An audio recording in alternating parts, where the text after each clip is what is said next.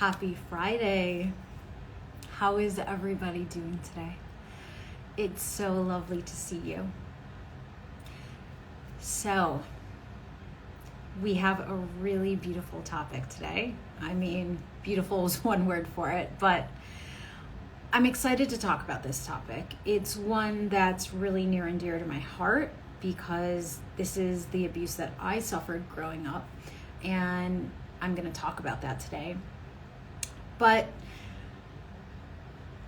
I think a lot of people who suffer from trauma don't realize that self-gaslighting is something that they do to themselves. And I want to talk about how this ends up happening and what you can do about it. So, the topic is self-gaslighting. Gaslighting is something we've heard about, right? So I'm going to start there. What is gaslighting? Where does that come from? How does that happen? So gaslighting is emotional abuse and manipulation that makes you question your reality. It is one of, I just mentioned this, it's one of the primary abuses that I suffered growing up. And that's how self-gaslighting starts. So the tricky part about this type of abuse is that it often comes from somebody that you love and deeply trust. And they prey on that trust. And they twist it. And so you don't know that it's happening because of the very fact that you love and trust them. You believe them. And instead, tragically, gaslighting leads to you questioning yourself and questioning everything about your reality. And then everything about who you are at the core. And the way gaslighting turns into self-gaslighting is just that. You begin to internalize the manipulation and abuse onto yourself. So, this happened to me. For the first 2 decades of my life, it happened to me with my mom. She was an emotional abuser in this way in particular. I grew up believing everything that she said was true. I loved her. I trusted her. She was my best friend. And it's really sad and hard to talk about, even to this day. Yeah, I've had to do a lot of healing work around this. Deep trauma work, deep healing work. But because of that, I questioned my beliefs. I didn't know that she was gaslighting me, really, until my early 20s. And that's the really tricky thing about gaslighting is, especially if it comes from somebody you love and deeply trust, you don't realize that this is happening. And that's why, especially when it turns into self-gaslighting, you're more apt to still trust your abuser over yourself.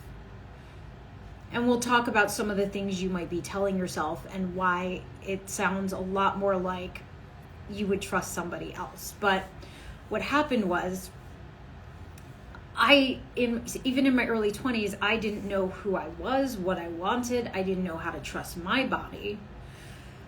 I was a complete mess.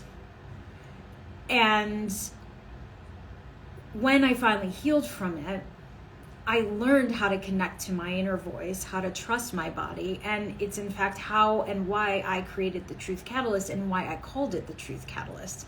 Because now I help people turn abuse and trauma into learning how to connect to their inner truth and learn how to trust themselves. So, self-gaslighting, it can occur at any time. Most often, it occurs when you're the victim of gaslighting and emotional abuse, such as I was. You believe your abuser, the person manipulating and lying to you over yourself. This most often happens in childhood and carries on through adulthood. If you haven't healed that pattern, it carries on into other relationships and similar relationships where somebody else gaslights you and you continue to believe somebody else over yourself. So some of the things that you might be saying if you gaslight yourself, okay? Maybe it wasn't that bad. I didn't experience any real trauma, so I shouldn't feel this bad. Or I should love my life. I should have gotten over this by now. I know it's irrational. I should be able to get through it. It's all my fault I'm this way. I deserve to live like this. I'm probably making it up. It must be my fault. I was never touched, so I don't need any help. I should be fine. I just need to get over it already. He doesn't drink that much. He tells me I'm the crazy one, so he must be right. So as you hear some of these things, how does that hit you? What does it sound like to you? To me, it sounds like a person who is trying to glaze over abuse and make things okay when they're really not okay. And when somebody else is doing the abusing, they would say similar things. They would say, but they would do it to you. They would say, this is your fault. And then you internalize it and say, you know what, this is my fault. And then you carry that, you internalize that and carry that pattern on through your life, saying, you know what, this is my fault. And into another relationship, you say, you know what, this is my fault. And you continue to gaslight yourself in that way. So again, this is how it happened to me. After 2 decades of this type of abuse, emotional abuse, and internalized self-gaslighting, I was broken. I didn't trust myself or my body. My body was literally on fire in the inside, flaring regularly with my rare autoimmune disease, and I never considered that I should listen to my body's cues or messages, that it might have deep wisdom to share. I was too busy listening to my abuser, who had controlled my medical care and entire life, and by extension, the doctors whom she trusted. I had spiraled out of control and hit rock bottom. So what did it take to heal from self-gaslighting? The only way that I was able to understand and see that I had been gaslit, and thus gaslit myself, was realizing my body was a complete mess and I had hit rock bottom. And so I had to start healing my body first. And by doing that, I started to unravel some of the abuse I had endured, which primarily was all of this manipulation and gaslighting. I like this comment, nervous system regulation, I think dysregulation. Distraction holds us in hostage. Yeah.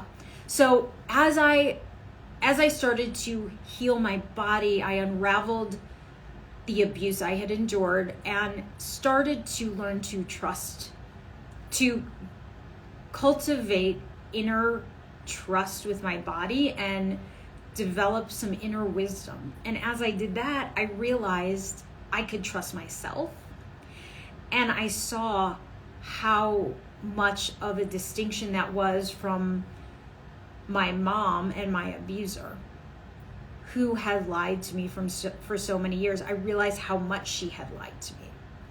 But it takes, so healing self-gaslighting begins by healing yourself.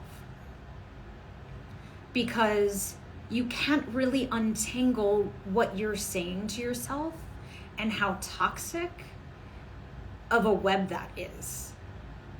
You can't understand that you're really lying to yourself. You believe what you tell yourself, right? You believe, everything you've internalized, sometimes from a really young age. And then it continues, right? Even into your relationships in adulthood, you believe what your partner tells you, and sometimes that's abusive. I work with clients whose partners are emotionally abusive in this way to them, and they believe their partner is over themselves. And I see this pattern continuing, but they continue to believe their partners. So it starts by learning to trust yourself and your body and cultivating that inner wisdom. So healing self-gaslighting happens on multiple levels. The body, healing the root of the trauma. Energetically, healing the stuck energy, the nervous system dysregulation, but also all of the energy you've carried with you through these years. All of that stuck energy, the cellular energy, where the trauma is hiding in your cells. And then, of course, right, the nervous system dysregulation piece of the trauma. Getting your nervous system back into a regulated state is critical for all of this. Healing your mind, so your mind is completely in disarray. It doesn't know up from down. And a lot of people try and analyze their mind to make sense of all of this, except your mind doesn't know what to believe anymore. And it's really hard to trust your mind, right? So we work from the body. And we work from the core self, which is somewhere in the middle in intuition space, to get back to authentic self and trust. And when you work in that way, you can cultivate your inner voice, because it really can come from a deep gut space and a heart space rather than your mind space, because the mind gets all jumbled. I find that a lot of people who have grown up this way, being gaslit and gaslight themselves, are looking for other people's validations, other people's opinions. They're looking on social media, to society. They're looking to their loved ones to give them opinions, to tell them what's okay, etc., etc. And one of the most important things to start doing is listening within. So you can really begin today by taking some deep breaths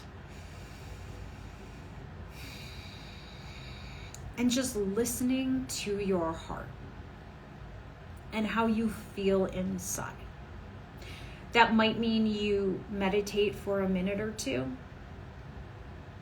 That might mean you just check in with your heart to see how your heart is feeling today. So that is a little piece on self-gaslighting. I'll be sending out an email later today with a repeat of this. Feel free to check it out. Thanks for joining. It's beautiful to connect with you. Happy Friday. Have a beautiful weekend. Oh, by the way, if you're looking to start regulating your nervous system, download my free month-long somatic awareness workbook. It's the first link in my bio. Check it out. See you guys soon.